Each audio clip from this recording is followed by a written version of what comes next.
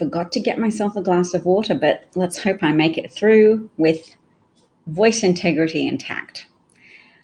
I've been having a little trip down memory lane and looking at some of my old posts. I looked up Twitter with the word Biden and also my handle, just to see how many hours or what arguments I made passionately in favor of supporting Joe Biden and Kamala Harris, even before they were on a ticket together.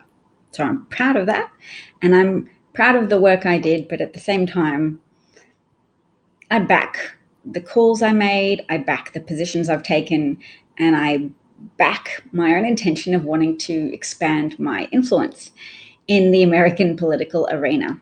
Hey, Knowledge El Shabazz, nice to see you.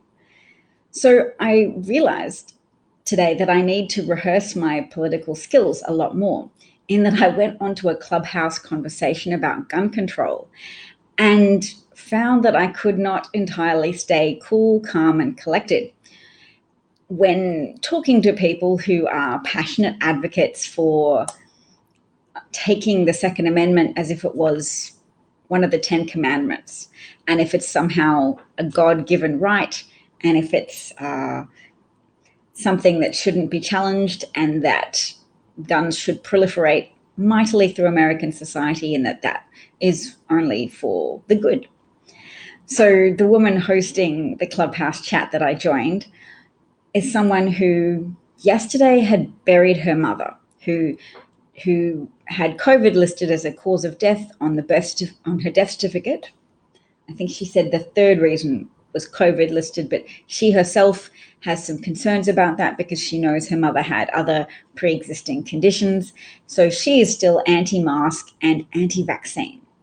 And that was a bit of a red flag about what evidentiary standards that woman has. So I had these big ambitions of, I'm going to hop on and I'll tell them some facts about the Second Amendment and how it hasn't always been the same across time, in that it's been interpreted in different ways, particularly and very consequentially by the Supreme Court, and a conservative weighted Supreme Court in 2008. And with the Heller versus DC decision. And yeah, they didn't like it, or the conservatives, and particularly this woman called Donna. Yeah, her name's Donna. And she didn't like it that I made reference to January the 6th as being a coup attempt. I was contrasting the coup with somebody else who spoke in favor of guns, who said that the people in Burma, in Myanmar, wouldn't have suffered a military coup if they'd been armed like many Americans are armed. So I just pointed out that America nearly did have a coup. So when he had said, that could never happen in America, you could never have people imposing authoritarian rule, the answer is more, well, no, but whilst guns are rampant, so is propaganda in the US. So there was a lot more buy-in for people who yearned for an authoritarian coup and yearned to dominate the majority of America with their evangelical Christian pro-guns approach to political dominance. And she was saying, no, just to interrupt you, you're wrong. It wasn't a coup. We were just there to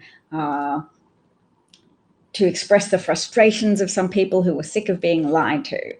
And I was like, oh, when you say we, do you mean you personally were there at the insurrection? She said, no, people she knows who she trusts, and that there were definitely 1 million people there. So it's only 1% that, how did she express it, showed their ass at the insurrection, and that they weren't trying to take over the government. They weren't trying to overthrow the government in favor of a result that they'd prefer, blah, blah, blah.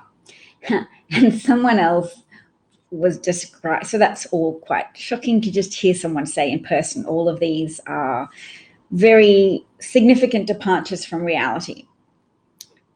It's a pattern. It's clearly a pattern for a lot of the people on the right side of politics. They're not just the far right. People who are conservatives and who listen to conservative media are eating and drinking a steady stream of complete fabrications about easily verifiable facts. And it's quite extreme to listen to. So someone else was describing, we hold these truths to be self-evident, and saying that that was part of the Constitution. And I broke in to note that this is actually part of the Declaration of Independence, which is not part of the Constitution. And Donna contradicted me and said it was part of the Constitution. And I was then quite rude and said, no, it's not. Get your shit together. And I noticed when I said that I was very physiologically aroused. I was feeling very passionate, and I was quick to jump in and put her in her place, as it were. And that was not the calm and measured conversation that was going to win any friends, although I don't think really there's anything necessarily that I could have said that would have convinced these people and their big piles of rationalizations about why guns are just part of American values and are inextricably part of America. Where was she from? Good question. I could probably look her up and find out. I would imagine a red state, but I don't know.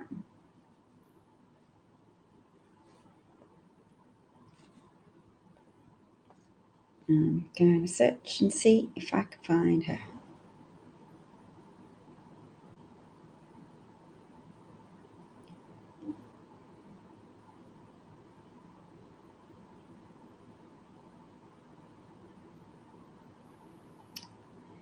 Okay, it says she's a best-selling author, Navy veteran, soon to be retired first responder, successful single mom, and crazy about her German shepherds. Author of Courageously Broken, a memoir about overcoming adversity and erasing the stigma of PTSD. 10% of her proceeds go to a nonprofit organization helping veterans and first responders battling PTSD by providing them free of charge with a customized trained service dog, especially for them. Well, that's nice. In addition to her book, she has designed apparel and challenge coins to remind others with PTSD that they are never alone. She's looking for opportunities to speak, sign books, and sell merchandise for the purpose of spreading her message and helping others. Lordy. So that does not say which state she's from, but I think it says fairly strongly her position on things. Yes, the combination of her saying that she's in the Navy. She's in the Navy, she was in the Navy, and she's big on helping veterans. So yes, she really wanted to foreground veterans in that conversation about guns as well. And she would say, let's give over the floor to a veteran.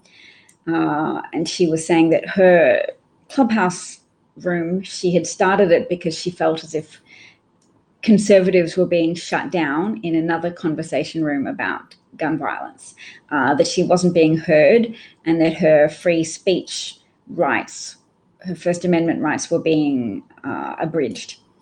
So somebody did explain to her that the First Amendment refers to government interference and that the government doesn't have the right to control your free speech, but people on a public platform that's not controlled by the government are perfectly at liberty to mute you.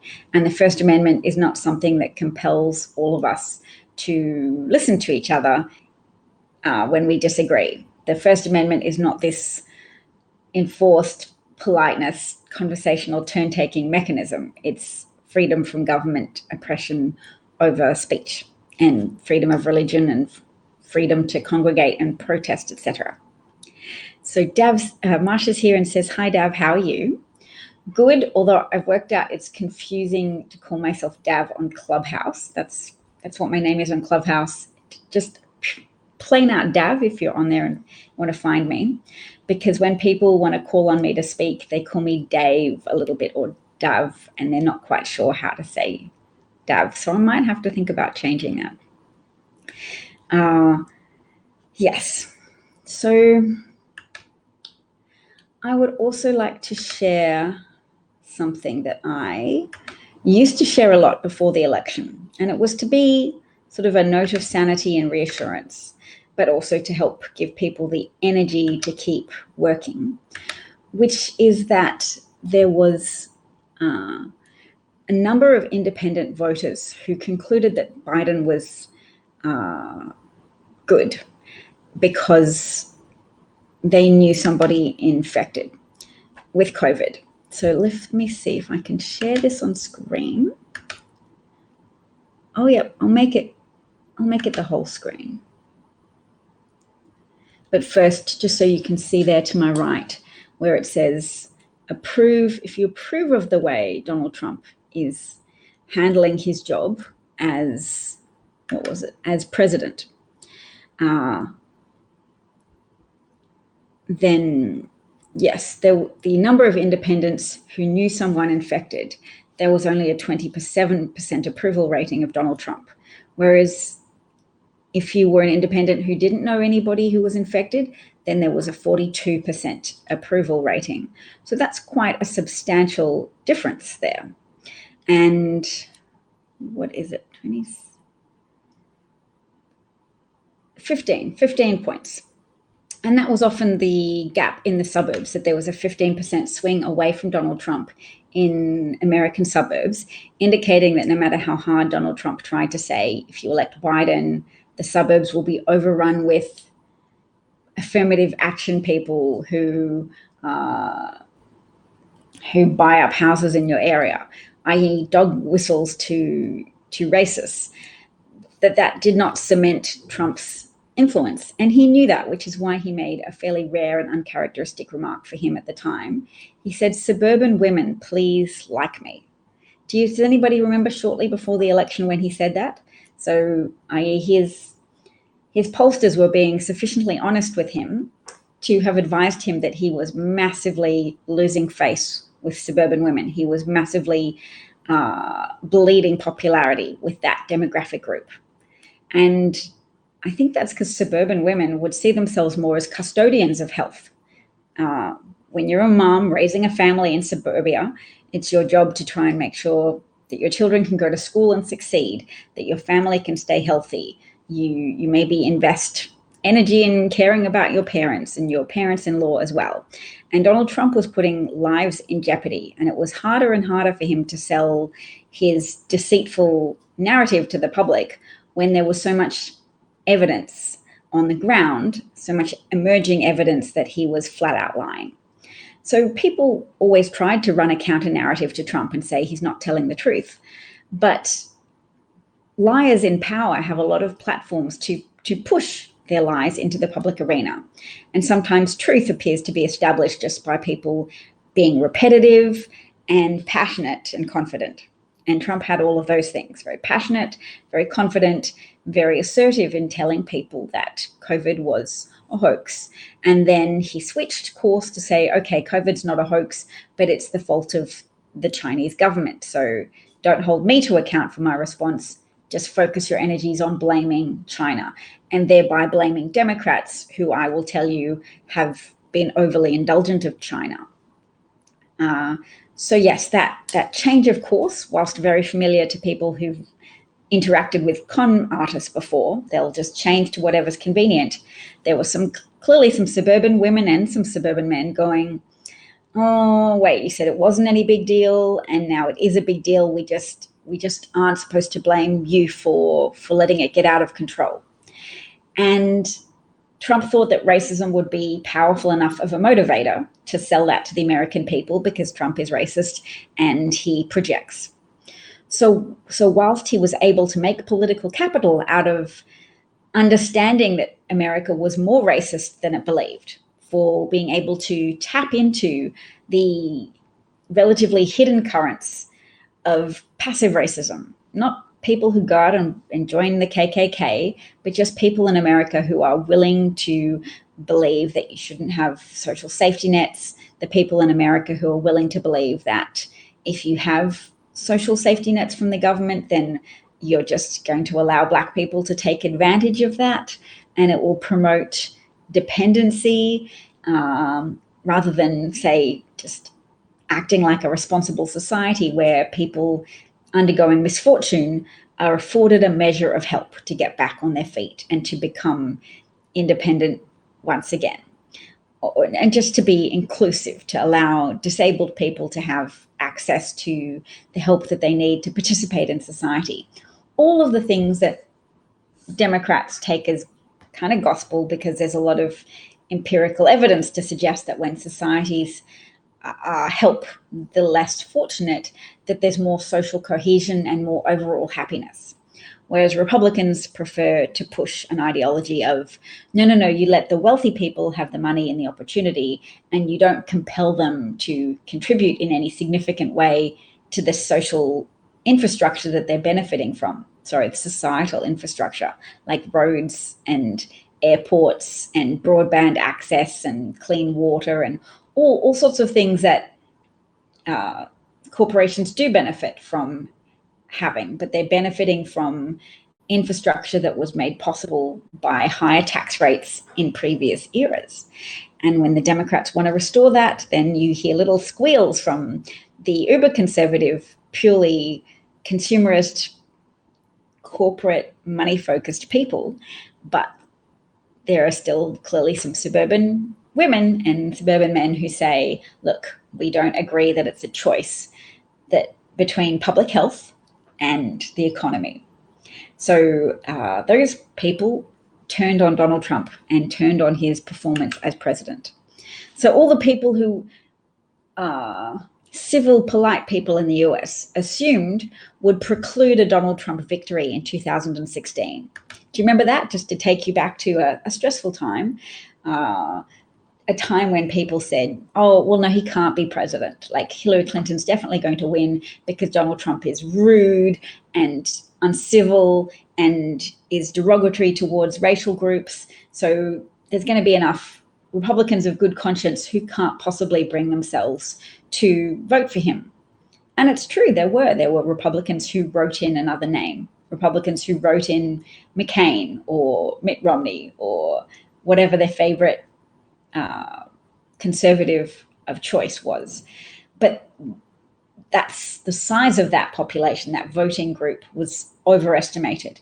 And there were enough white people in the US who went, a Republican president will lower my taxes and maybe be useful in building a wall and denigrating migrants. And yeah, they were on board with that Republican agenda. And as a bonus, Trump had adopted parts of a Democrat agenda. He promised to build up infrastructure in ways that people have never seen before. And America did need that. So that was one argument that helped them think perhaps that Donald Trump was the best of both worlds. Not only would he cater to their xenophobic suspicion of other groups and migrant groups and cater to their view of the world as a zero-sum game where if migrants win or have any life success in America, they're clearly taking it from some deserving native-born American. So yes, I'm perhaps ranting too much to invite much commentary, but please chime in, feel free to chime in with your comments if you have any. I'm going to show this graph one more time, not graph, this sort of chart thing, so you can see.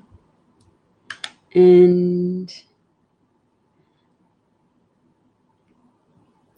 just that significant difference between independents who know somebody infected and independents who didn't.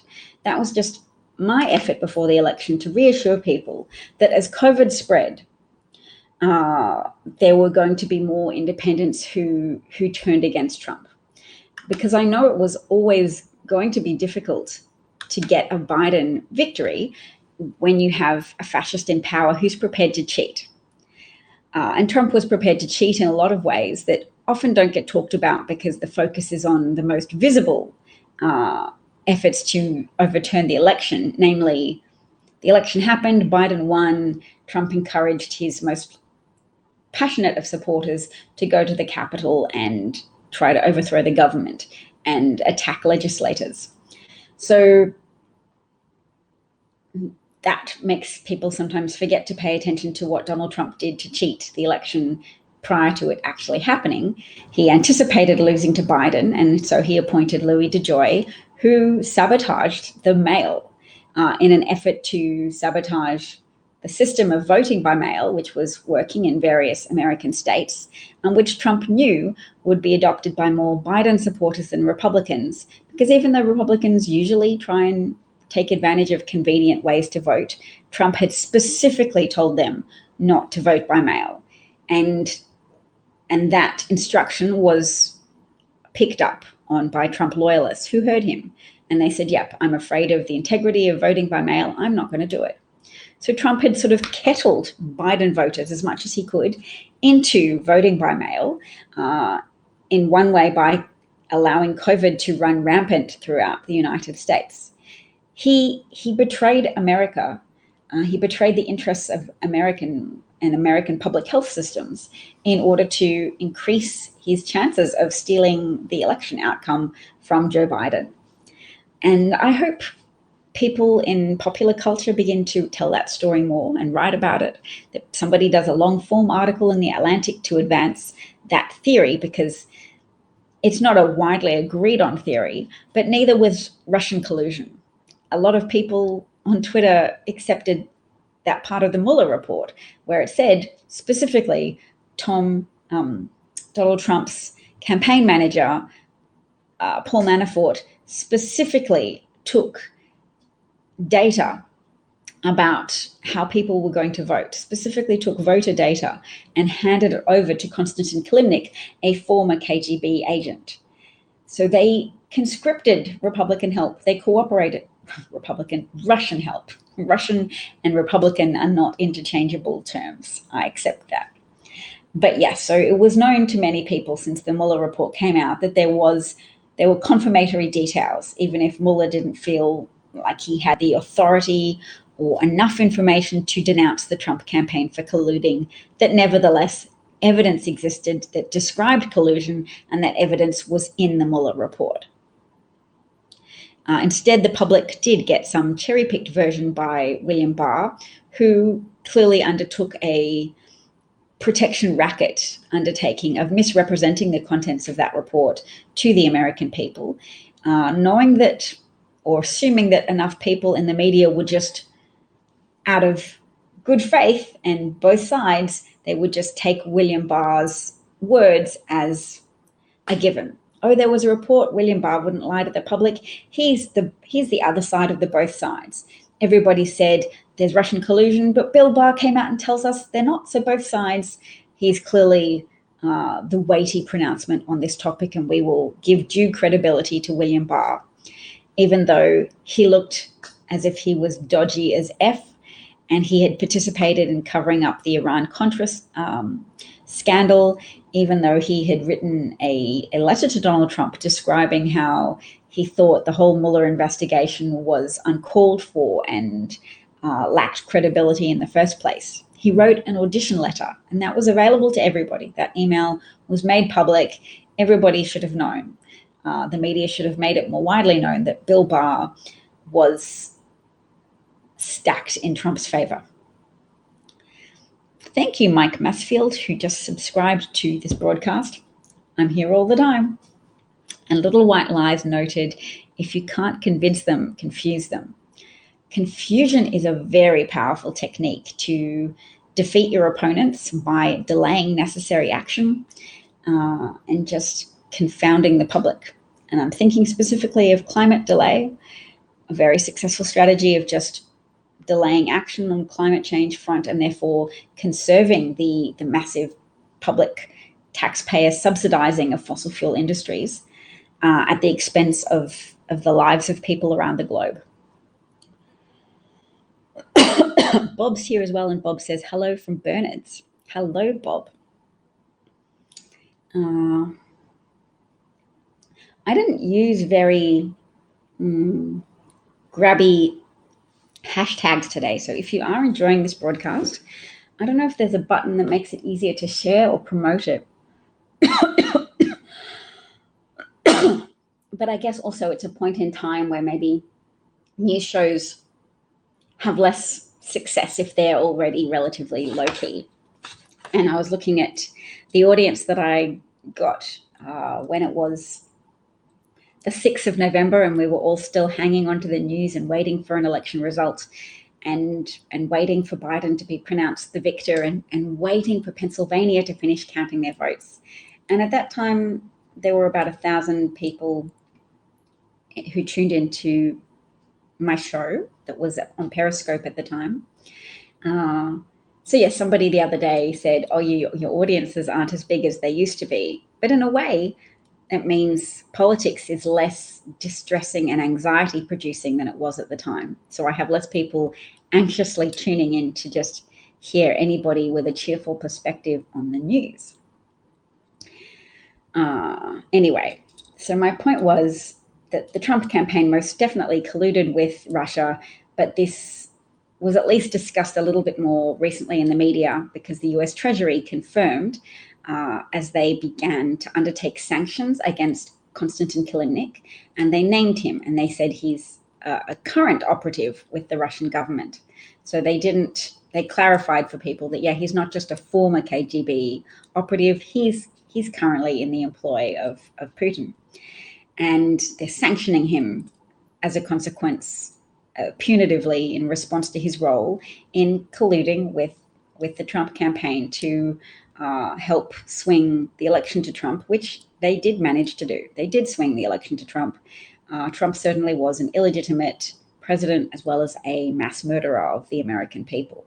And mass murder via the mechanism of willful neglect and corrupt dealings.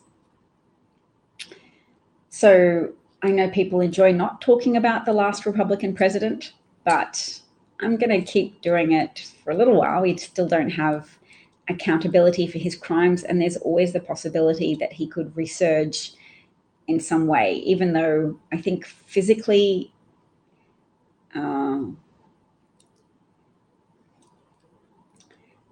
he's not as imposing as he was when he was younger. So I think there's the possibility that he has degenerative conditions, but they can't be relied on. Hitler attempted a coup, was unsuccessful, was imprisoned, and then 10 years later managed to successfully take over democracy in Germany and pervert that democracy into an authoritarian dictatorship, which he led to extremely murderous conclusions and negative conclusions for the whole world. So Phil says, I think HAPS doesn't have the audience yet that Periscope does, but it's growing. Yes. Thank you, Phil. All right. So I will get out of that screen that I still did used to show people a lot before the election to just illustrate, have hope. Never forget that independent voters are actually a very substantial portion of the of the electorate, so that even when people get frustrated with the degree of hyper-tribalism or hyper-partisanship at play in the public arena, there's a whole large middle of people who can be convinced either way when you don't give up trying to convince them. And Democrats have sometimes given up in red states, which has allowed Republicans to become even more unaccountable and even more self-servingly corrupted. Yeah, that's why you have a two-party system, so that if somebody individually proves themselves to be a bad person, you should be able to reject them and vote in an entirely different person representing another political party if you think their whole approach has facilitated corrupt and negligent behavior. Oh, I'm just looking at something that speaks to the point that I said before. Joe Biden's approved standing with white voters in Minnesota is thanks to an overperformance with white college-educated likely voters specifically. So 61% of white voters with a college degree in Minnesota support Democratic presidential nominee Joe Biden, giving him a 27-point lead over President Donald Trump. Hillary Clinton won this block by 9 points 4 years ago. So that's a 19-point difference between Hillary's penetration of voters in white college-educated voters in Minnesota compared to 4 years later under Joe Biden. And Americans often want to give a president a second term. There's very few presidents who were voted out after only one term in office. Donald Trump's one of those few people.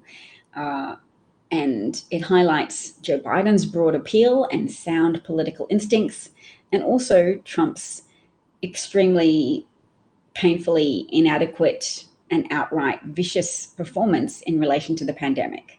The malevolence of the degree to which he abandoned the public and acted in a way that sabotaged the public health response of responsible people. So the responsible people who tried to work with science as it evolved and said masks are important, people who said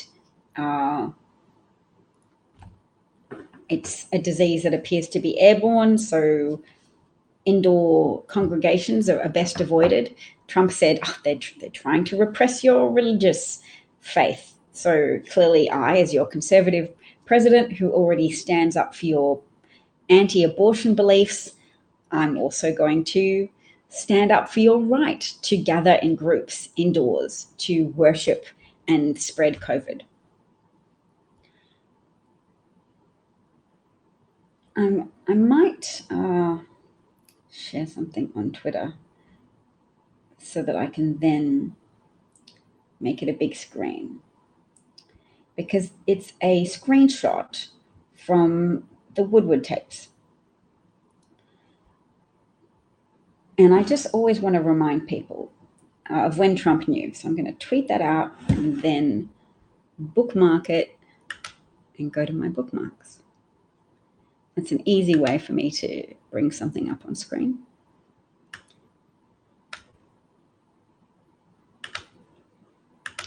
I would love to find those tapes, actually. I think I can probably do it if I Google it. But in any case, here is Trump and a transcript of what was shared on MSNBC on February the 7th, a tape talking to Bob Woodward. He said, "It goes through air, Bob. That's always tougher than the touch. You know the touch, right? You don't have to touch things, right? But the air, you just breathe the air and that's how it's passed." And so that's a very tricky one. That's a very delicate one. It's also more deadly than even your strenuous flus. People don't realize we lose 25,000, 30,000 people a year here. Who would ever think that, right? So America lost a lot more than 25,000 or 30,000 people. The COVID was not a flu, continues to not be the flu. And people continue to forget the destructive influence that Trump had on Republican thinking. And in a way, that's why we still have to talk about him, because we still have to remind people not to be passive or polite in the face of people who share his lies. His lies that it wasn't a big deal, his lies that Democrats were making a big deal out of nothing and that it was all fake, that you should wear a mask. No, if something's airborne, you should wear a mask if you're around other people. You should wear a mask even if you're vaccinated now, just to help model good behavior. Wearing masks outdoors, there's less compelling reasons for it, but at the same time, just to highlight the need to at least keep up the mask wearing to mitigate the viral spread of a disease that is still killing Americans. Sean's here and saying hello. Hello, Sean. Phil notes that Republicans are having a hard time attacking Joe and getting anything to stick because he's a nice guy, he's difficult to dislike. I did see a very powerful observation on Twitter that essentially Joe Biden is the type of person that Republicans prior to Trump would have just voted for almost automatically, because he's a church-going family man who's also white. And yes.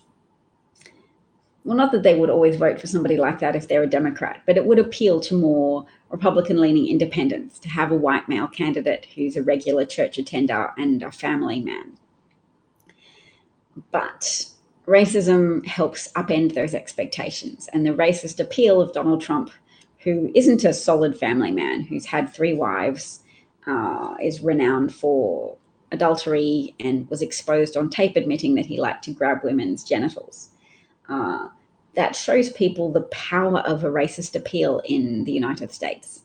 And for all of the people who subscribed to either a naive joy or just a convenient joy saying, hooray, Obama is president, America's clearly in a post-racial state, it's now no longer an issue, racism should not be in any discussions, it's not a factor in anything anymore because we elected a Black president. And that attitude is so destructive to the United States and facilitated the empowerment of some very bad racist people who started the Tea Party, which ostensibly claimed to be about the deficit, but they didn't. It was not a peep out of Tea Party folk about the deficit being blown up under Trump. Some people have been more honest in admitting that what they objected to was not Obama's deficit, it was Obama.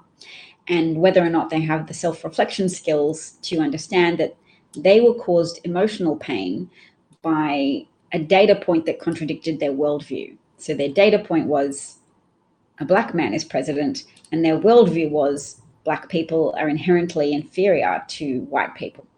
So that's cognitive dissonance when when reality rubs up the wrong way with your views on how the world works.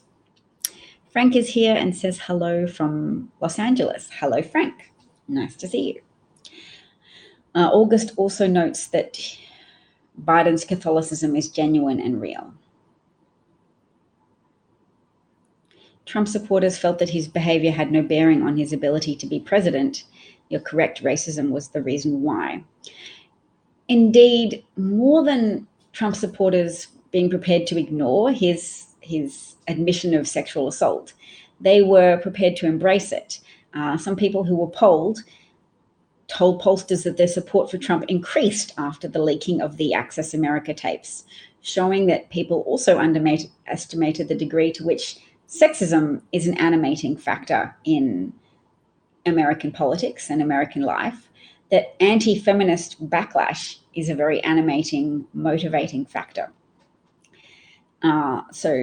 Yes, because some people became more likely to vote for Trump when they saw that he was open in his admission of grabbing women because he was famous, so he could. Those people typically argued that he wasn't sexual assault because he said they let you do anything, and that the let is reference to the women's consent. That Donald Trump is just being realistic because in America, money is so important that people will allow a wealthy, famous person to do anything, and that they'll be pleased on some level for that to happen. Those are people who wore T-shirts saying Trump can grab me, buy the whatever. But to a lesser extent, just people who bought into that to say, yeah, Donald Trump's so successful, such a successful businessman that of course he can do that because in America we reward excellence. And one of the rewards of excellence is that women offer their sexuality to you, or they allow you to have access to their bodies. And that's how it is. And only in communist countries do they deny that, or feminist countries or overly woke countries. And they wanted to assert that America's not like that America's realistic, that Donald Trump is wealthy, so he can do whatever he likes, and that feminists are lying when they say they don't want to be catcalled, and that feminists are wrong to say that women should have bodily autonomy. Yes. Frank is asking, when are you moving your broadcast to DC? Oh, I love that you're asking that, Frank, because I am moving my broadcast to Boston at the end of June.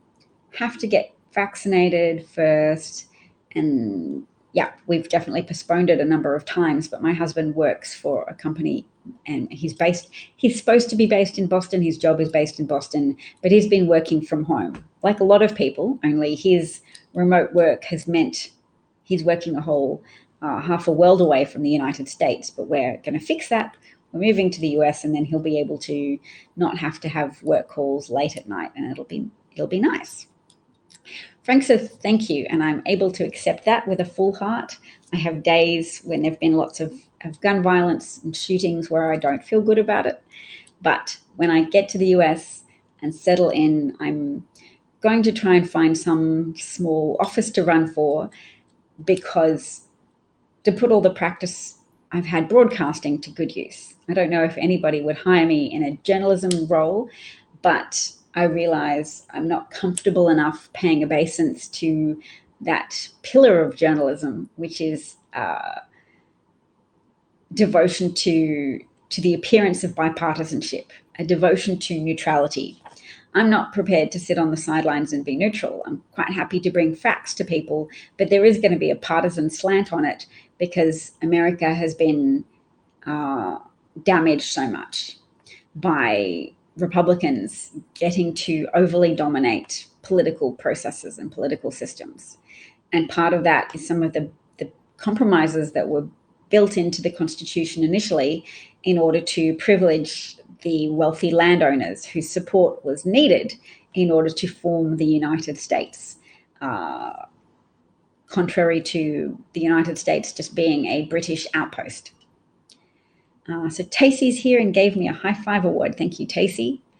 And my wish to run for office is to bring my very partisan bent and very strong commitment to facts and sharing quality information with people so they can make better decisions, and so that we can build a groundswell of support for important steps forward for the US, important steps towards facilitating safety and prosperity and pro-family values, etc. Oh, thank you, Frank. You say you are amazing on your feet, and that's the next big talent, knowing what you are saying. Yes, I do know what I say, and I've made a lot of effort to research some of these things, what the Second Amendment was actually intended to describe, which was America's original volunteer army, not its official army, because America couldn't afford to have a whole paid-for army yet. But the official volunteer army was supposed to be the well-regulated militia. That's the subject of the Second Amendment. It's the first clause in it. That's foregrounded because that's what it referenced, a well-regulated militia that would defend America from attacking overseas armies, but that they had to equip themselves because America didn't initially have the budget for an army in the way that they have an extraordinary $1 trillion budget now. So nobody was supposed to interfere with those volunteers equipping themselves with their right to keep and bear arms. So that's the Second Amendment.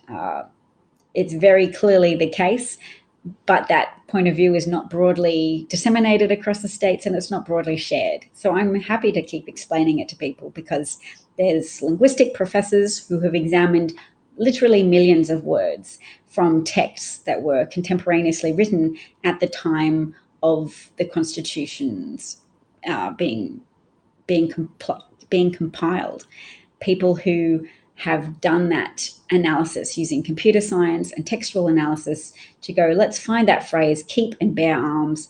Is it referring to personal use of weapons, or is it referring to military use of weapons? And they've determined that 99% of that phrase's usage is in reference to military action. So people keeping and bearing arms because they're part of a well-regulated militia, that is to say, America's volunteer army. So I know lots now about the Constitution, about the Second Amendment. I can brush up and become more holistic in my knowledge, but I'm bringing a fresh voice to the United States. For people who've been hurt over and over again and frustrated over and over again by the workings of the system, and when they complain that Congress hasn't been active enough, I bring a clarity to say, well, actually, you can't just say Congress hasn't done enough, because a large part of the obstruction in Congress is a function of the Republican Party that have had as their principal agenda to make tax cuts happen for the wealthy, to facilitate the maximal pursuit of profit at the expense of, or regardless of the quality of life of not only employees, but also people who live in the states and who will suffer from neurotoxins emitted from factory outlets without care or consideration for the people who reside in the United States. There's lots of things I'm prepared to talk about with the people of the United States and to say, hey, let me help re-energize you, because the battle is long and hard, and the Electoral College system was initially part of the Constitution to help reassure wealthy landowners that they would get a disproportionate say in the running of the country, because a lot of those wealthy rural landowners were wealthy precisely because they owned a lot of slaves and didn't pay their workers, and their workers reproduced and made more slaves for them through that dehumanizing system. So they were very attached to the wealth and the prosperity that afforded them at a personal level and a collective level. It was powerful. It was making America an important geopolitical player in the world. And so the people, because there have always been abolitionists in the US, there have always been people who were prepared to give voice to the idea that slavery was wrong. But the founding fathers knew that they had to be able to reassure those initial rural wealthy landowners that their status would not be challenged, that their mode of generating profit would not be overturned. So they said, you can have the Electoral College system. And even if a majority of people, like, the North is more populated, has more voters, even if they bring in legislators who are going to vote to end slavery, you are going to have the Electoral College system, meaning that there will be disproportionate weight given to senators, or at least the states, which are some of which have equal status or relatively, it's not equal, it's disproportionate. So yes, Wyoming has less Electoral College votes than Florida, but it still gives some affirmative action to landowners because of the Senate, actually, because the Senate is used to calculate how many Electoral College votes each state has. So when the Senate still has 2 senators for each state, regardless of the population size, that bakes in a degree of thumb on the scale for people who own slaves and their descendants, who still live in those states and who still rationalize a hierarchy of worth in which Black people are subordinate to white people because it's ordained that way because of some inherent virtue in whiteness, some innate virtue, and some innate lack of virtue in Black people. That those assumptions and those life views, those worldviews, have resonance that carries throughout the history of America and is present now, and has some outcomes still that hurt people of color and exclude them from job opportunities, and that there's still a lot of gatekeeping efforts to keep things exclusive. I'm going to use an analogy of fancy cars or fancy clothes. The appeal of those things is often that they're exclusive. So you can copy the design, but people will still pay thousands of dollars for a Louis Vuitton piece of luggage because they've attached some extra value to exclusivity. This is not available to the plebs. This is an original. And that is one way to sort of fabricate value, but also to build on the value. So yes, maybe Louis Vuitton put more effort into making quality suitcases, but that quality reputation is compounded by this reputation of exclusive. If you get this, you'll know you're special. You're confirming you're special. You're confirming you're not like the other people who just have to buy whatever quality suitcase they can find for a lower price point. It's like you're not just buying quality, you're buying exclusiveness. You're buying validation that you are special, that you have more inherent worth. So the gatekeepers in American society are still working, and they're still running on the inertia of racism. Well, that's a good phrase. I'll write it down. Inertia. Pen is not working. Okay, different pen. Inertia of racism. So when people want to live in a post-color world, they're just essentially wanting to not examine the baked-in effects of persistent racism. Persistence also an important word here. So I saw a chat on Med Twitter where some Black doctors or people who've been through medical school revealing that there's a lot of tutoring and a lot of very expensive help that some white students receive from their family members that have helped those people pass these difficult tests to not just graduate as a doctor, but to make it in through various specialities. And that's not always discussed. So the Black students who don't have familial links to the profession, who don't have other people in their family who've gone through med school already, telling them, to succeed in this, you're going to have to take out a loan and get access to these tests, to copies of previous tests, to these knowledge banks that we are sharing amongst our tribe. We don't say, we'll help you because you're white, but if people have been excluded from these institutions because of color or lack of wealth previously, then it is perpetuating exclusiveness to white people. If you keep using strategies that other people don't have access to, if they don't have mentors from within the same family or social circles. There were people telling stories of welcome parties that were held for white students, and then they held separate welcome parties for Black students, and they hid it from the Black students that there were these fancier sit-down dinners for the white students entering med school, and that the Black students were given paper plates and fried chicken and made to feel like, oh, yep, we're making an effort to welcome you because you made it here because you're Black, so we're going all out for you. But really, they were having these extravagant parties for white students that were just very secret. And that's an extraordinary indictment of the persistence of racism, even amongst people who are educated and you might assume were sufficiently enlightened and civilized to not seek to perpetuate unearned privilege in that way. But they do, because privilege is very intoxicating and privilege is very hard to let go of. Inertia requires mentors to deflect that trajectory. And it requires representation, and it requires people to be vocal. And there's an upwards trajectory for those type of things now, but there's not much room for complacency. I shouldn't say room, because you know what? There's no guarantee people will help combat privilege.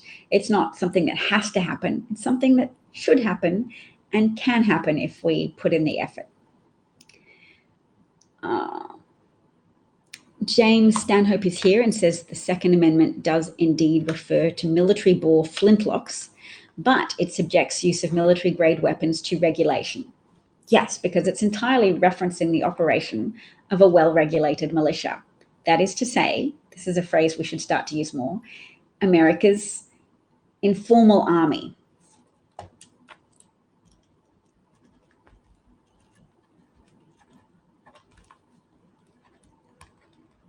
Before America could afford the national budget to have a formal army. So informal army. The Second Amendment refers to the use of arms by America's early informal army. And that's it. It does not describe how people should be guaranteed access to weapons for personal usage. The Supreme Court has made it in that way with a wrong interpretation of the Second Amendment. But you know what? Amendments have that inherent meaning of amendment, change. Amend means change. So if the Supreme Court made a mistake, maybe it's time to at least begin the long journey of advocating for it to be amended back to its more accurate interpretation, that it referenced America's First Army. Basically, it says let volunteers equip themselves without getting in their way, because they're already doing a service for their country. Whereas nobody's really going to be arguing now, look, let the American Army have a bigger budget. Although, wait, when I say that, there are a lot of people who advocate for bigger budgets for America's military, and they make it happen. And America's military continually has either failure to conduct audits or audits that say, oh yeah, there's a few $1 billion that are unaccountable. We haven't been able to find what that $1 billion was spent on. And that waste and corrupt contract awarding is rife in the military because there's so much reverence for the military that there becomes a lack of examination of money and awarded to that institution. In the same way that the Catholic Church, when it was not the right thing done to shine a spotlight on the activities of those in power in the church, then the church was rife with covering up pedophilia and crimes against children and long-term damaging crimes against children. And instead, predators were just moved around because it was seen as of more value to protect the institutional reputation of the Catholic Church than to protect the children of the Catholic Church. They were just collateral damage in relation to institutional protection.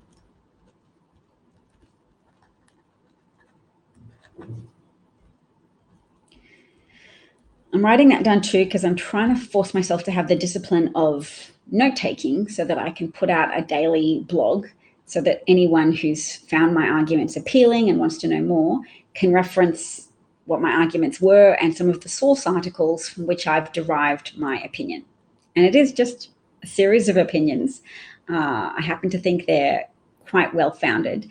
But I also know that in America, the reason why there is a Senate and that people accept the disproportionate nature of the Senate is because they think, oh, well, it slows legislation down.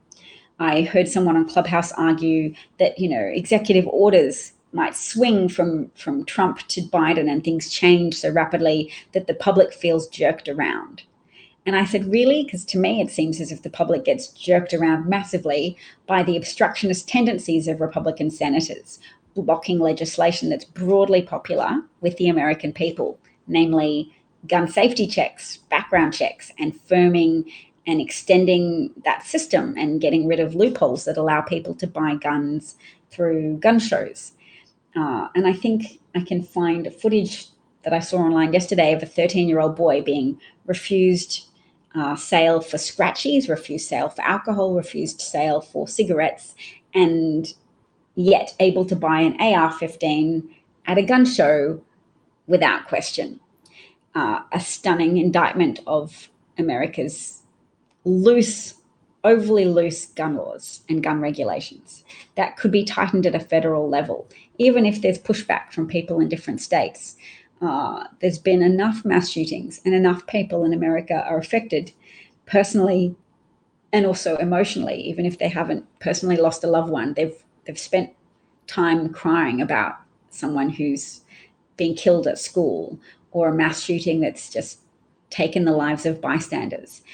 They've spent enough time worrying about that and worrying about where will the next location of the next mass shooting will be, and will it be my family? Will it be my child at college? Will it be my child at school? Will it be me if I go to church or a movie theater?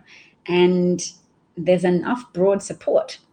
And the fact that there's this discrepancy between broad support for tightening gun laws and the reality on the ground, which is that it's still being obstructed in the Senate and it's unlikely to pass unless the whole filibuster system is upended. That's an indictment of the Senate and the functioning of the Senate and the functioning of people's hope that, oh, the Senate's just to make things more compromised and there to be more discussion and more exchange of ideas so that nobody gets whiplash between one administration and the next administration.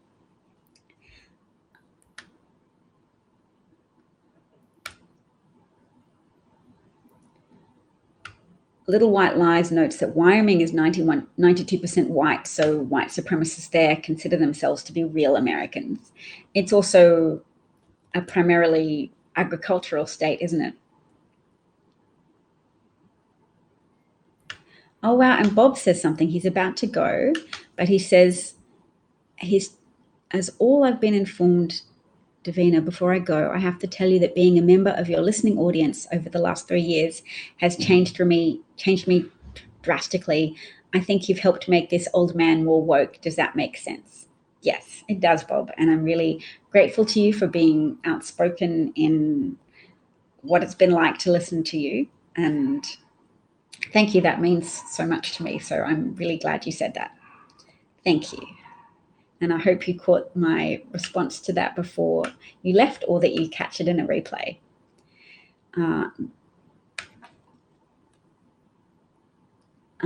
James Stanhope says, you believe it was the late Justice Scalia who stated that the Second Amendment does not guarantee absolute freedom from any regulation of gun sales and ownership. It was Scalia, because he was loosening America's gun laws. He was finding for the plaintiffs in a state regulation or a municipality regulation in DC, I think, that said you have to have guns disassembled in your home so that children can't find it, so that it can't be abused by family members to take other people's lives, so that it can only be used responsibly by someone who knows how to assemble a weapon. And Scalia was finding that that was too punitive, that was too restrictive. And he was saying, nope, I correctly interpret the Second Amendment as saying that people have the right to keep and bear arms without restriction. So not any type of arms. He qualified that to say not any type of weapon, obviously not semi-automatic weapons, and obviously you don't have the right to take weapons near certain types of buildings, i.e. schools. So he was saying that there were limits, but his action was still to broaden the accessibility of guns to household members, to American individuals. Bob was here. He did hear that. Good night, Bob. Take care. I hope you have a restful evening. Little White Lies asks if I can talk about the gravity of white supremacy and how it destroyed nations and identities.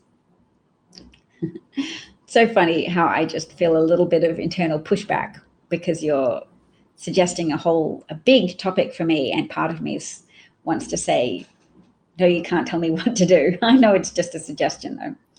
And I can speak to some things like that. There's an article, or rather a blog, on a website called Political Orphans. And the author used to be a Republican, and he stopped being a Republican in 2016, I'm presuming because of Trump.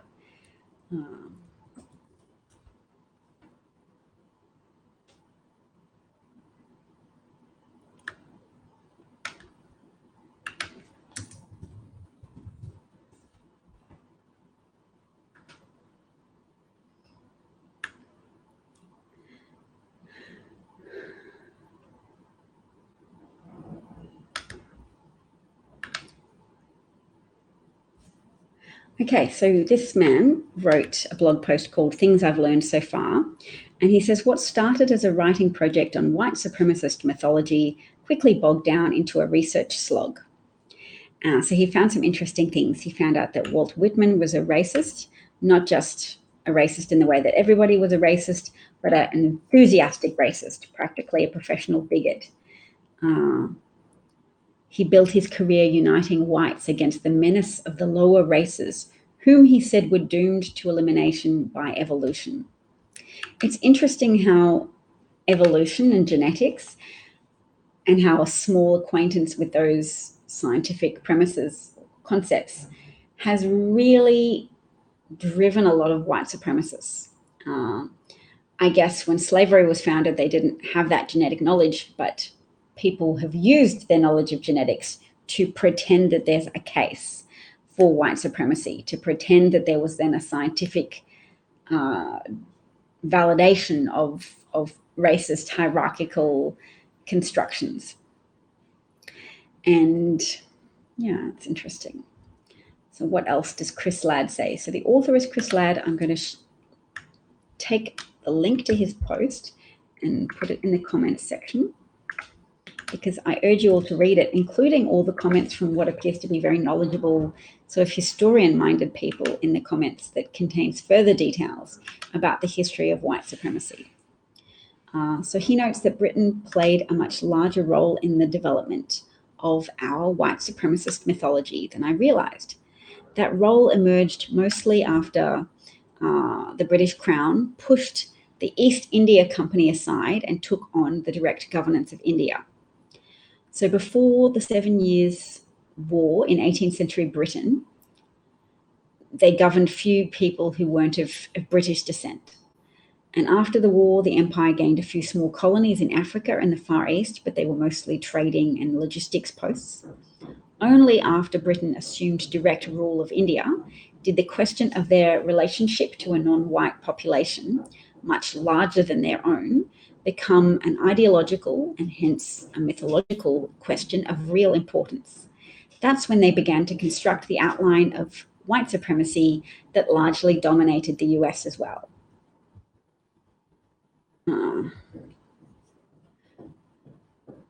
So there's apparently a 1915 film called Birth of a Nation, which is perhaps the most powerful propaganda film ever made.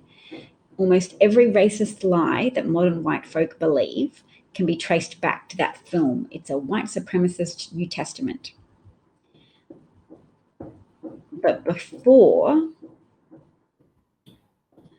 1915, there was apparently two versions of the Klan. There was the classic Klan, which was like a guerrilla insurgency for the Confederacy, so organized by demobilized officers who had political objectives and an authority structure, and then so they were quite violent.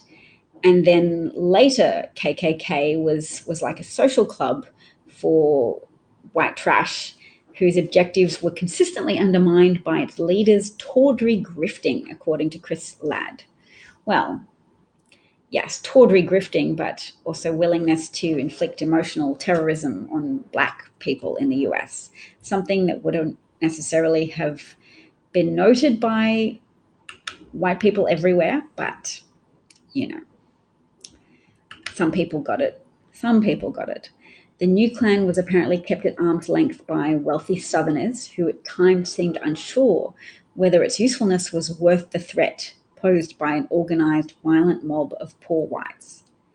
But it borrowed the old Anglo-Saxonist mythology of the North and lower-class Southerners. Oh, because the North was racist as well. I think that's the point. That when the North was being racist, they still were propagating the idea that Anglo-Saxons were just inherently superior.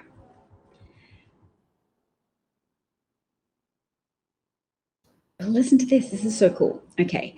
Abolitionist activity in the colonial US and Britain was far more pronounced and successful than this author, Chris Ladd, had expected. Resistance to slavery, particularly in New England, is as old as the institution itself. Whilst Virginia in the late 17th century was moving towards the creation of a permanent race-based slavery, authorities in Massachusetts in 1645 forced an owner to give up an African slave because he couldn't prove that the slave had been captured in war. So authorities in Massachusetts were saying, you can't have a slave if you can't prove that it's a product of a war victory. You just can't trade in slaves for the sake of making profit. You have to win a slave as a spoil of war. A lawyer named Benjamin Kent began a legal campaign in 1752 to earn the manumission of slaves in court. Similar efforts began in Scotland and England in the 1760s. All were successful. By 1783, Massachusetts courts had effectively ended the practice without the need for legislation. There were no slaves listed in the state in the 1790 census. By the 1780s, it was settled law in Britain that any slaves brought to the island were free. Britain ended the Atlantic slave trade in 1809 and ended slavery in the Empire in 1833. They then began global naval patrols that effectively ended the Atlantic slave trade entirely. So that's cool. I mean, I don't want to sound overly gleeful about it like a white person who's gone, oh, well, guess what? There were white saviors. There were white heroes who fought to end slavery, because overall they were not successful. Even if there's no slaves recorded in Massachusetts, there's certainly slaves in other countries. James Stanhope notes that colonial Quakers in Pennsylvania were also ideologically driven abolitionists, people who just thought it was wrong to imprison and enslave others.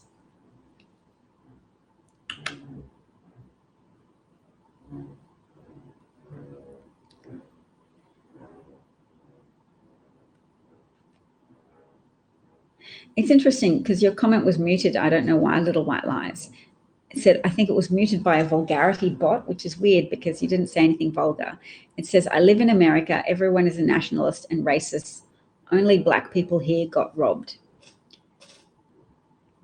That seems like a fairly extreme comment. And I don't agree with you that only black people got robbed, although certainly black people have definitely been the target of systematic, broad, intense persecution and subjugation for a lot of national history of the United States. But some people are further advanced than others on their journey of recognizing the humanity of people regardless of racial background, and recognize the need to not just acknowledge the past, but to let that acknowledgement inform your actions for the future in opposing systematic discriminations and entrenched systems for disadvantaging black people, for excluding them from tertiary education by making the price of entry untenable, by making the amount of interest attached to higher education really discouraging for people who don't have family backgrounds of home ownership, who don't have the ability to take out a second mortgage or borrow from family members to get the funds to pay up front for university, college, and avoid taking on substantial debt that will be debilitating financially over the course of people's whole life.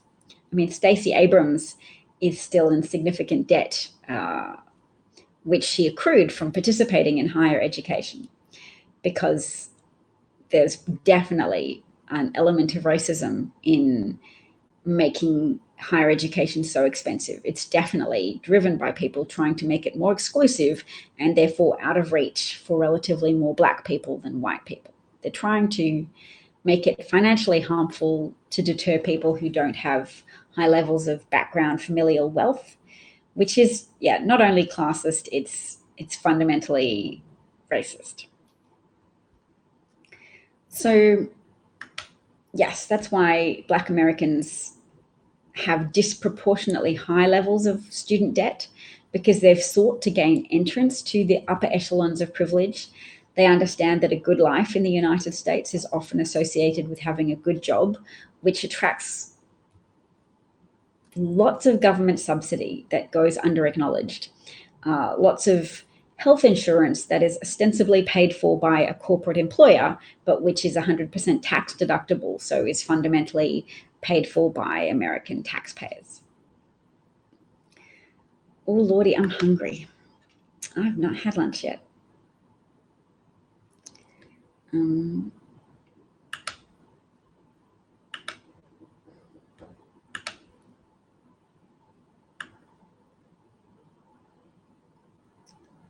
Look at this type of racism that people just don't acknowledge. I'm showing you a comment from a never Trumper called Liz Mayer. She's a communications strategist. She's worked for various Republicans such as Roy Blunt, Scott Walker, Rand Paul, Rick Perry, Carly Fiorina. Lots of Republicans in her history. She's a libertarian and a Tory, which is a British word for conservative. So I got mad at her because she said, I may vote for Biden-Harris, but I continue to be unimpressed by Kamala Harris. She wrote, "I do not believe she is ready for prime time. I think she can be ready to be president if the time comes, but Joe Biden really should have picked someone else." So I'll make that full screen for a second so you can read this, because I totally lost my temper. But that's just because I know how much that type of behavior hurts people in the Black community, that despite the amount of excellence and highly honed political instincts that has been exhibited by Kamala Harris, who was an asset that helped procure Joe Biden a victory in the recent election, helped mobilize Black communities, East Asian, Southeast Asian communities, Southeast Asian/American communities, voters in the US who are from a migrant background, who appreciate that it brings something important to the table when you have a woman and you have someone who has lived experience of the struggles from migrants. So Kamala Harris's mother was an accomplished researcher into breast cancer, but who was treated because she had an accent as if she had poor English and couldn't communicate well and was even stupid.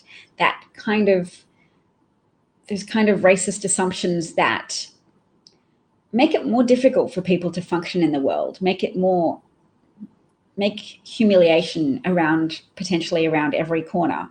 Kamala Harris has lived experience to respect what people have to overcome in order to succeed in America when they're from a migrant background, that many migrants are respected and embraced by people who are relatively enlightened, but that there's a lot of unenlightened people, relatively unenlightened people. I can say that having made progress myself on a journey to relative enlightenment in a racial sense, in that I used to not really understand the damaging impact of colonialism on India. I didn't have any historical knowledge of the fact that millions of people in India died when Winston Churchill forced the diversion of a lot of agricultural supplies away from being distributed within India, the country where those supplies were grown, and sending those supplies over to the front where fighting was occurring during World War II. And some of those supplies weren't even used. They were excessive to what was required. But Winston Churchill just wanted to make sure that the white people fighting were fed, even when knowing that millions of dark-skinned Indian people were deprived of food at all, and millions starved, millions had to leave their home to try and find work. So maybe the younger men left to try and find work. Women had to turn to prostituting themselves in many cases, and small children, who definitely suffer the most when there's lack of available nutrition, just plain out starve to death. I think the sum is 3 million people in the Bengali region of India. And that's a little known historical information about Winston Churchill, but I looked into it, and the evidence is there that he did that, and he didn't care about it because he devalued the lives of people who weren't white. And that type of lack of care is a negative consequence of even people who pretend to themselves that they are benevolent rulers. If you're not a ruler from within a country, there is this additional chance that you will be brutal and callous towards the people that you are ruling over.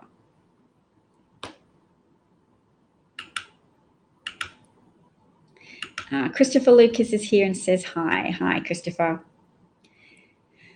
All right, maybe I should bring that up to show you, because I like to bring receipts. Bengali famine, Winston Churchill. And it's certainly something that strongly impacted me.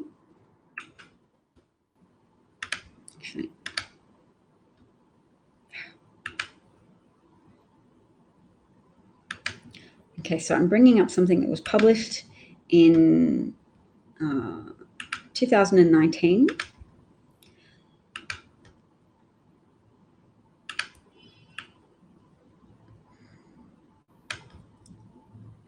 And so this study was one of the first to argue that wartime policies contributed to the famine in Bengal, in the Bengal area of India. So The famine was in 1943, and it didn't occur as a result of serious drought, according to a study that provides scientific backing for arguments that Churchill-era British policies were a significant factor contributing to the catastrophe.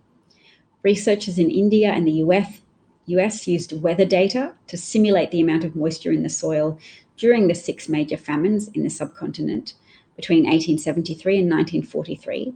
Soil moisture deficits brought about by poor rainfall and high temperatures are a key indicator of drought. So 5 of the famines were correlated with significant moisture deficits. But the 1943 famine in Bengal, which killed 3 million people, was different. Though the eastern Indian region was affected by drought, conditions were worst in 1941, years before the most extreme stage of the famine, when newspapers began to publish images of the dying on the streets of Kolkata, then named Calcutta, against the wishes of the colonial British administration. So obviously, yes, Britain didn't want them to publish the degree of public starvation.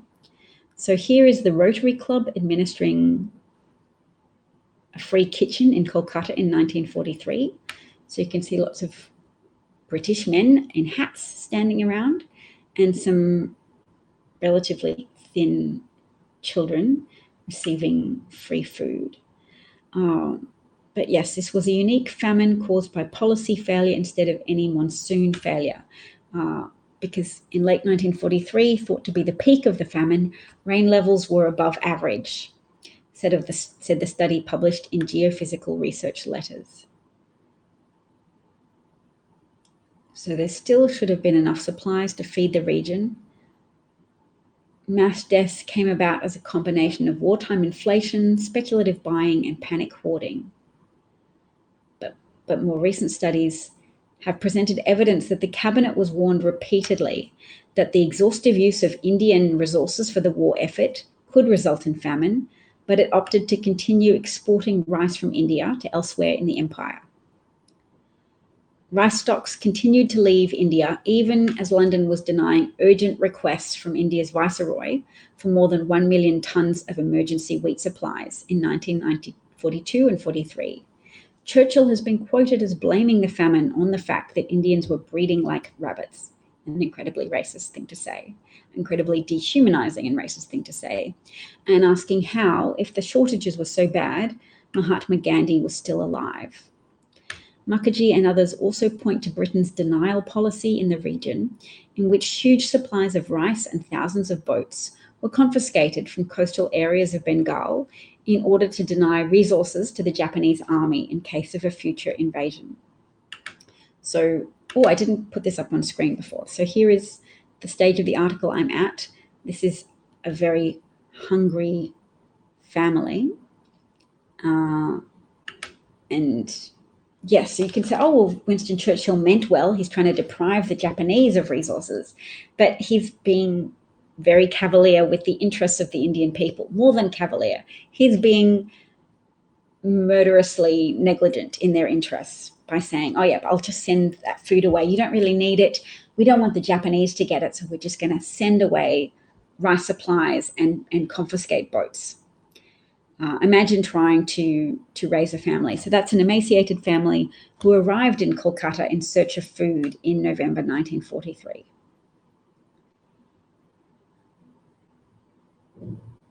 During a famine in Bilhar in 1873, the local government, led by Sir Richard Temple, responded swiftly by importing food and enacting welfare programs to assist the poor to purchase food. Almost nobody died, but Temple was severely criticised by British authorities for spending so much money on the response. In response, he reduced the scale of subsequent famine responses in South and Western India, and mortality rates soared.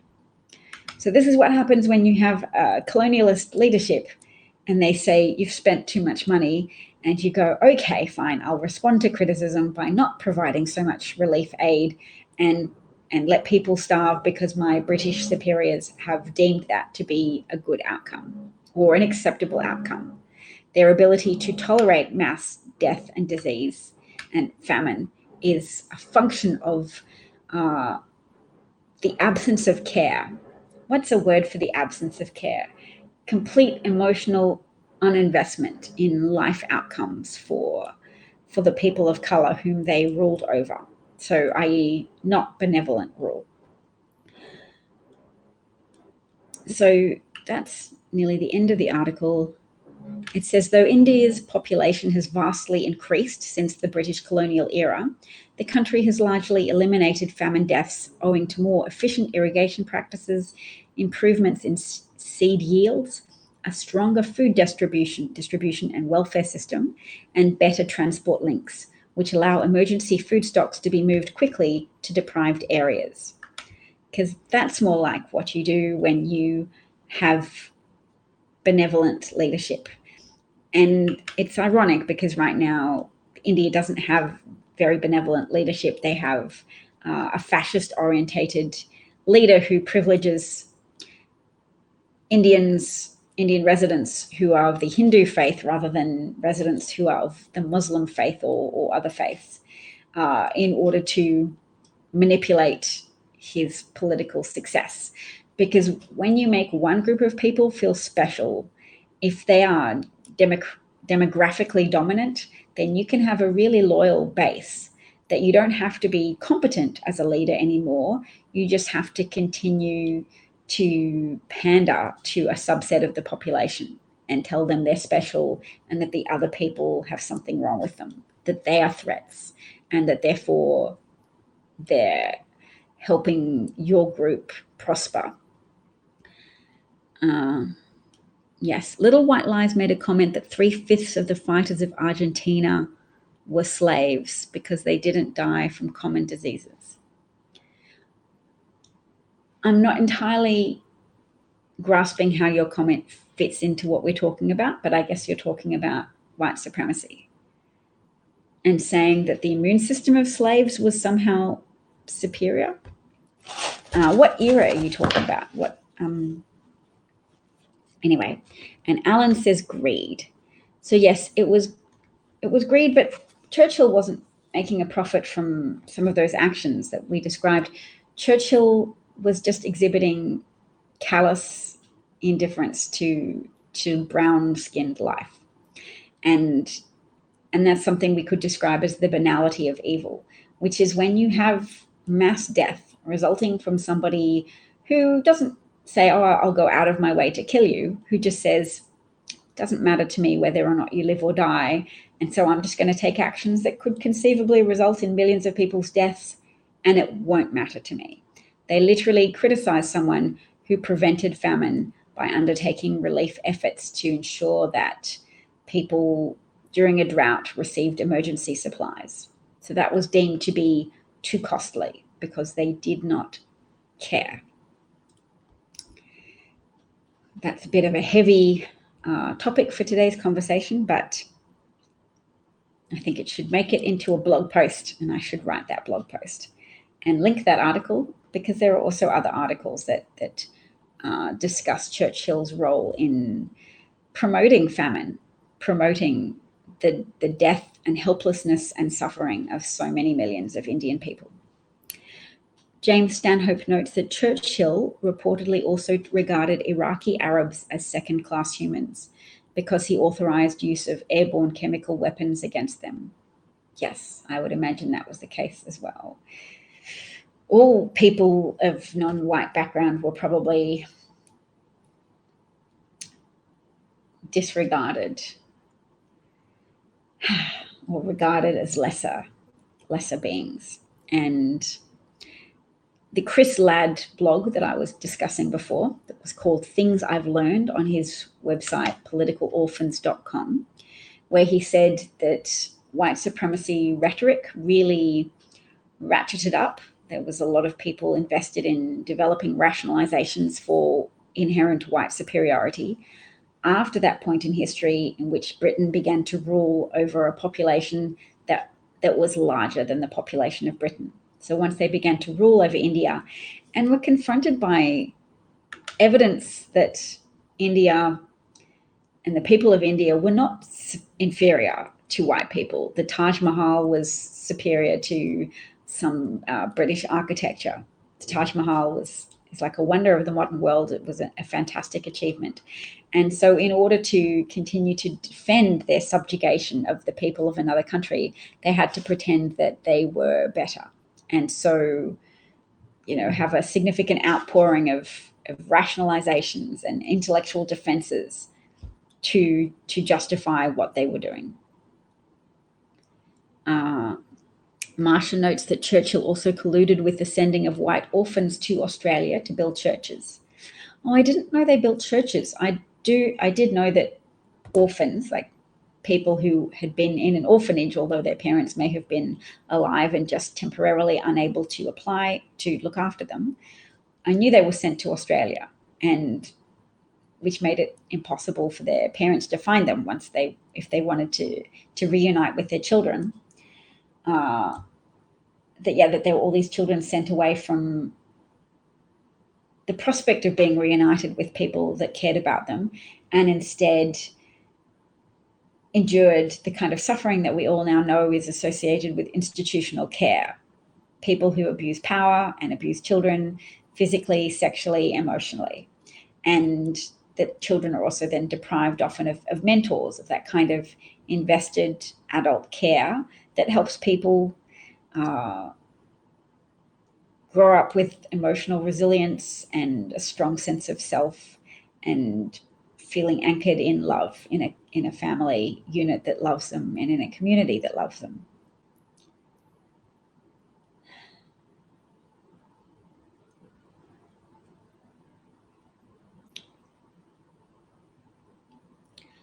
Little White Lies is making the point that we should recognize genocide no matter how long ago it was. This is true. King Leopold of Belgium and Domingo Faustino Sam, who I'm not familiar with. King Leopold definitely committed genocide against, I think, the people of the Congo, against people living on the continent of Africa. And yes, well, I agree with that point, that in order to understand the present and the dynamics of the present, you have to understand their origin story, which is, i.e., past events. Because people don't just act and then die. Their actions live on if they are endorsed by the descendants of people who enacted them in the first place, or people who collaborated with that. People who continue to benefit from and be sustained by those systems, and who want to maintain systems of privilege. Not just privilege by itself, but privilege at the expense of others. So to go big picture, America rewards excellence, and it prides itself on doing so. It says, look at our movie industry, it's excellent. We produce movies that are shown around the world. Look at our tech industry, it produces excellence. And our companies are exported around the world, and Facebook has users all around the world, so does Twitter, etc. Those are American inventions, and they derive lots of profit for Americans and employment. But we are at a cultural inflection point where some people are now saying, well, at least let's not tolerate abusive people just because they have contributed excellence in some way. So Harvey Weinstein might have produced some quality movies, but he raped people, and he overrode the need to have the consent of people you slept with. He just imposed his will on people and abused them. And in the theatre industry, I think a producer called Scott Rudin is being exposed and chastised because his behaviors have been abusive towards assistants. And he's thrown things at them and caused them to be injured and hospitalized and things, and just has denigrated and humiliated people. So the fact that this is getting talked about is important. And so maybe America more broadly will have abuses less tolerated, that will say, hey, even if you pursue excellence, we're not going to say that by necessity then we have to accept every bad behavior. So America, there might be an upside to the fact that under Trump's leadership, America alienated a lot of allies and sabotaged a lot of trade relationships and made European leaders feel very feel much more insecure about what America could be relied on, what kind of role America could be relied on to play in the world going forwards. Eugene wants to know if I will eventually, it seems a bit snarky, will I eventually comment on the first 100 days of the Biden administration? Sure thing, Eugene. Thanks for your polite question. The Biden administration has accomplished a vaccine rollout that has managed to avoid some of the less cooperative people who are heavily emotionally invested in sabotaging the Biden administration, who wanted to make vaccine rollouts more difficult.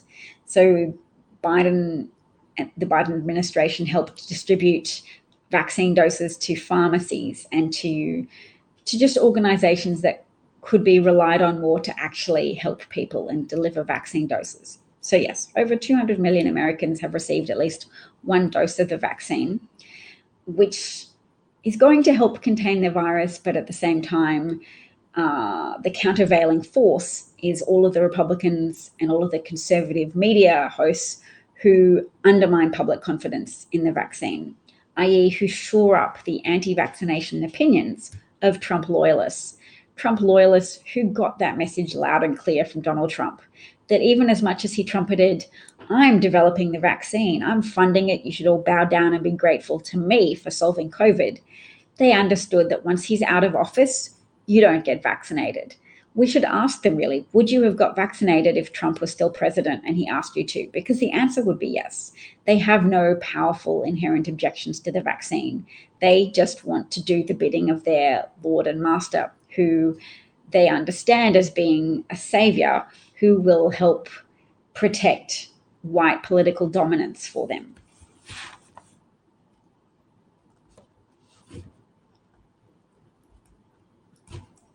Who will help preserve that kind of exclusivity, the exclusive access to certain things, that will help make it illegal to do affirmative action or to make it perfectly acceptable to discriminate against gay people or trans people or black people, because they'll be like, oh, but we're just innately better. Heterosexual, white Christian people, it's just natural to allow our innate virtue triumph over everybody else, because being gay is bad. Oh, look, we won't judge you for it, but it's not good. If you're gay, you shouldn't act on it. If you're trans, if you feel that you're trans, you don't understand science, mate. Trans isn't real. And if you think you should be given additional help to get access into management levels or access into higher education because you're black and there's a relative dearth of mentors, or there's relatively less mentors. No, we're not going to give you any advantages because you've never been discriminated against in the first place. Look, slavery ended a while ago. You got the right to vote, didn't you, in the 1960s? So don't complain. Your complaints effectively mean that the only real discrimination that exists nowadays is discrimination against white people. And that is a belief that unifies Trump supporters across the spectrum of incomes and across the spectrum of different stations in life. It's been found to be one of the strongest predictors of a Trump vote, if you agree with the statement that says the main type of racism in America today is racism against white people, and there is no racism against black people. So I hope that satisfied you with your request that I comment on the first 100 days of the Biden administration. I would say they are struggling to try and sabotage the economy to build up community resentment of Biden. They are struggling to make the community resent Hunter Biden, because many people know that Hunter Biden was hospitalized when he was young after a traffic accident that killed his mother and baby sister and also hospitalized his brother, just as his father began work in the Senate, and that his father was confirmed to the Senate in a ceremony held in the hospital by the bedside of Hunter and Beau Biden. And that Beau Biden then tragically lost his brother, who was in his late 40s, to brain cancer. And that subsequently to that, Hunter Biden wrestled with addiction. So many American families can relate to addiction, and the propaganda on the right that has made an effort to denigrate Hunter's journey in wrestling with addiction, journey to overcome addiction, and to try and denigrate Joe Biden as a consequence, that is not finding fertile soil in the imagination of mainstream America or middle America. Alan's here and says thumbs up in love, which is nice. Thank you, Alan. Nice to see you today. All right. Is there any? Oh, yes. There's probably other things that I wanted to talk about, because there always is. I have lots of things on my bookmarks that I always save because there's so much to share with you. I've been talking for nearly 2 hours though, so dang it. Dang it, I should go soon. All right, so I think I've wanted to stand up against white lady supremacists who even when they say I might vote for Biden-Harris, still invest time and energy in disparaging the Madam Vice President before she became Madam Vice President, purely driven by anti-Blackness. So I imagine that's racial prejudice that Liz Mayer doesn't even realize she harbors. Yeah, but there you go. There's no reason to say I continue to be unimpressed by Kamala Harris. She's so dang impressive. Oh, look, this is my baby girl. Well, can be watching this. I'm going to just play my baby for a second, because this was before the election. She wanted to tell people in America that it was very necessary to vote for Joe Biden. At one point, I think she says the word captured. She's trying to say under Donald Trump, innocent people are being captured and other people are blaming them. So if you have a question about what she's trying to say, feel free to ask. I can translate for her. But in the meantime, just enjoy that all her best hopes came true and that Americans did the right thing and did turn out in record-breaking numbers to vote for Joe Biden and Kamala Harris. I think all the people around the world can be watching this video. And guess what? I think Donald Trump should be voted out and there should be a new president, like Joe Biden. Yeah, I think America deserves a new president. That's what I think.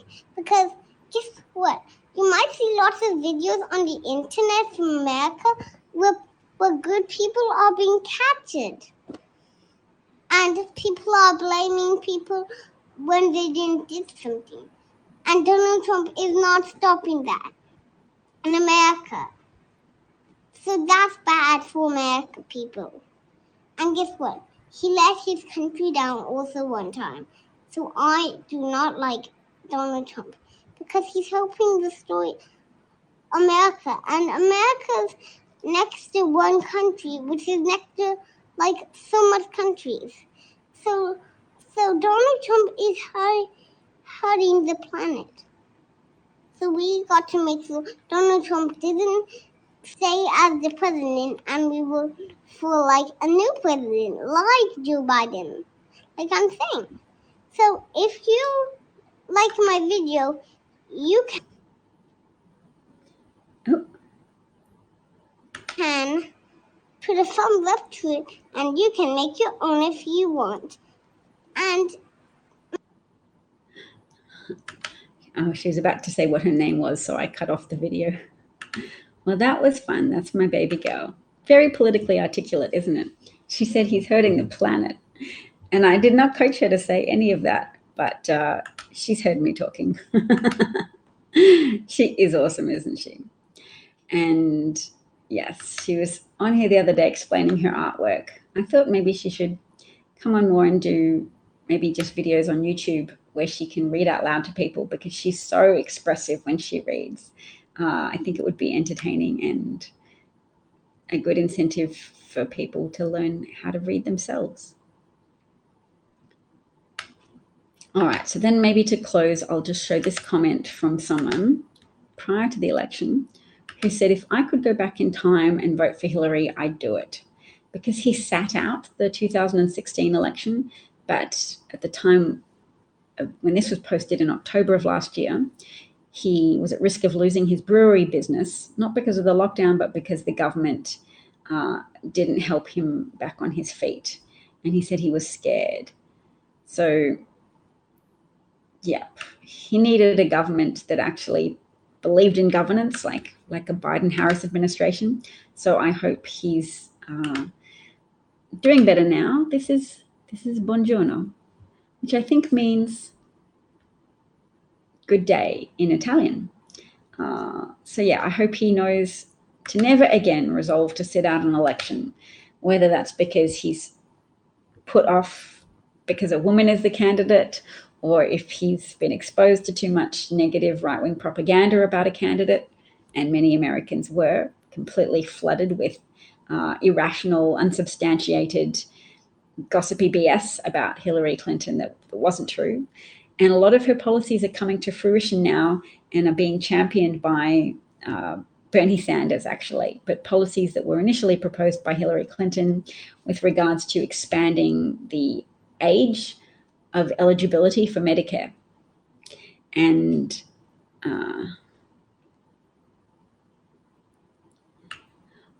Sean's apologizing for saying que lindo or que linda, but I don't actually, my Spanish is non-existent. So let's check what que linda means. What does it mean? It means how cute. There you go. I've learned some Spanish today. Que linda. And I'm going to thank everybody for their time and interest. Oh, nope. I'm going to show one more comment. This is so me. I struggle to leave, but just have a look. This is my concluding remarks for the day. Tanya Wojciak in Trumbull, I don't know which state that is a lifelong Republican who voted for Trump in 2016, but she lost a friend to COVID-19 and is angry that Donald Trump downplayed the virus's severity. Not only is she voting for Biden, she's pushing her 18-year-old son to do the same. So I hope that she and the people she's influenced manage to stick to that newfound ability for seeing Republicans for what they are when they're acting in a destructive, irresponsible way. And I urge everybody to use the words destructive and irresponsible in connection with Republicans, because it's up to us to take advantage of that same facet of human character to believe things when you hear them repeated. So instead of being all Democrat about it and using big words and being fancy, sometimes it's cool to just copy each other and deploy repetition. So thank you, Marsha. Thank you, Christopher, James, Alan, Sean, Eugene, and am I thanking Eugene? And Little White Lies, and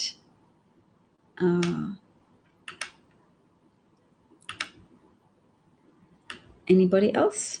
Frank Lentz, who doesn't always agree with me but respects my commitment to talking. And he says, "You're amazing on your feet." I appreciate that. I'm going to take a picture. And James Stanhope asked, I didn't hear it until now. He says, "Are you planning to become a US citizen? I never heard you talk about that before." Well, I can pass the test because I've already taken that online, the citizenship test. So I've got enough of a basic understanding of US civics tests. It depends on my family's plans, but personally, yes, I would cheerfully become a citizen and run for office and embed myself in America. It's not that different to Australia, very culturally similar to Australia, but more gun worship. So I'm very drawn to help Americans, and I feel very strongly that they should not be oppressed by a minority who have bullied America in a legislative sense through the workings of the Senate, the disproportionate nature of the Senate, and the disproportionate influence nature of the electoral college system that overturns the result of the popular vote, and that people have been conditioned to accept that that's just how America does things, without pushing back and analyzing that that's actually a function of the worst part of America, which was its tendency to cater to racists who owned people. And it's not something that has to be tolerated going forwards, and that a constitution that has been amended multiple times over the years can be amended yet again in ways that reduce the disproportionate pandering to wealthy white people. Yay, Marsha asks me to sing next time. I'm so grateful you said that, Marsha, because I do love singing, and I'm very responsive to requests that I indulge in that habit. So I'll take a photo of that as well.